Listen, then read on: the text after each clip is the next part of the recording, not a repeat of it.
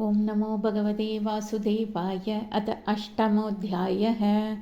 राजोवाच ब्रह्मणा चोदितो ब्रह्मन् गुणाख्याने गुणस्य च यस्मै यस्मै यथा प्राह नारदो देवदर्शनः। एतद्वेदितुम् इच्छामि तत्त्वं वेदविधां वर। हरेरद्भुतवीर्यस्य कथा लोकसुमङ्गलाः।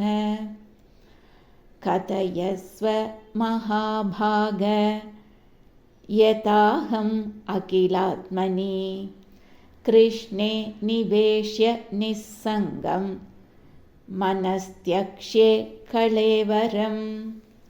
शृण्वदः श्रद्धया नित्यं गृणदश्च स्वचेष्टितं कालेन नातिदीर्घेण भगवान् विशते हृदि।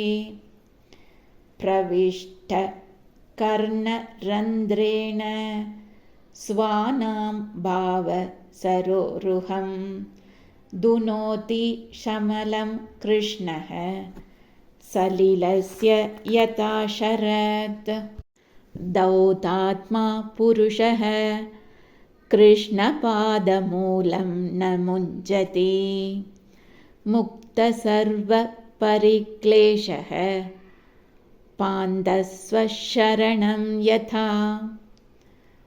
यदधातुम् अथो ब्रह्मन् देहारम्भोऽस्य धातुभिः यदृच्छया हेतुना वा भवन्तो जानते यथा।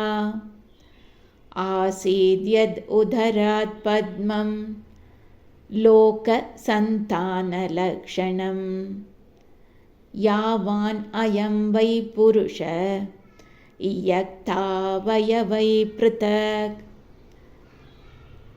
तावानसाविधि प्रोक्तः सन्तावयवानिव।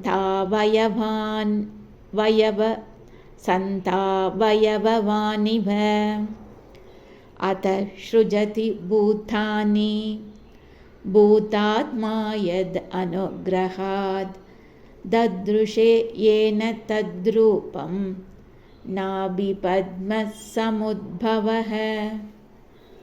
स चापि यत्र पुरुषो विश्वस्थिति उद्भवाव्ययः मुक्त्वा आत्ममायां मायेशः शेते सर्वगुहाशयः। पुरुषावयवैर्लोकाः सपाला पूर्वकल्पिताः लोकैरमुष्यावयवाः सपालैरिति शुश्रुम। यावान् कल्पो विकल्पो वा यथा कालोऽनुमीयते भूतभव्यभवच्छब्द आयुर्मानं च यत् सतः। कालस्यानुगतिर्यातु लक्ष्यते अन्वी बृहत्यपि यावत्यकर्मगतयो यादृशीर्द्विजसत्तम। यस्मिन् कर्म समावायो यथा येनोपगृह्यते गुणानां गुणिनां चैव परिणामम् अभीप्सताम्। भूपातालखगुव्योम ग्रहनक्षत्रभूभृतां सरित्समुद्रद्वीपानां सम्भवश्च एतदोगसां। प्रमाणम् अण्डकोशस्य बाह्याभ्यन्तरभेदतः महतां चानुचरितं वर्णाश्रमविनिश्चयः। युगानि युगमानं च धर्मो यश्च युगे युगे अवतारानुचरितं यदाश्चर्यतमं हरेः नृणां साधारणो धर्मः स विशेषश्च यादृशः श्रेणीनां राजर्षीणां च धर्मकृच्छ्रेषु जीवतां तत्त्वानां परिसङ्ख्यानं लक्षणं हेतुलक्षणं पुरुष आराधनविधिर्योगस्य आध्यात्मिकस्य च योगेश्वर ऐश्वर्यगतिर्लिङ्गभङ्गस्तु योगिनां वेदोपवेदधर्माणाम् इतिहासपुराणयोः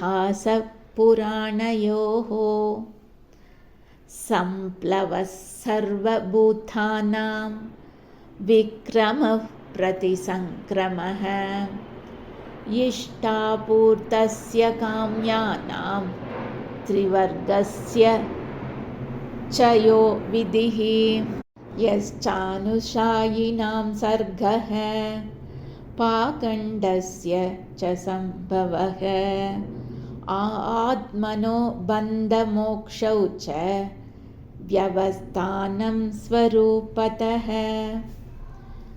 यदात्मतन्त्रो भगवान् विक्रीडति आत्ममायया विसृज्य वा यथा मायाम् उधास्ते साक्षिवत् विभुः सर्वमेतश्च भगवन् पृच्छदो मे अनुपूर्वशः तत्त्वदो अर्हसि उदाहर्तुं प्रपन्नाय महामुने अत्र प्रमाणं हि भवान् परमेष्टि यतात्मभूः परे चेहानुतिष्ठन्ति पूर्वेषां पूर्वजैकृतं न मे सवपरायन्ति ब्रह्मन् अनशनादमि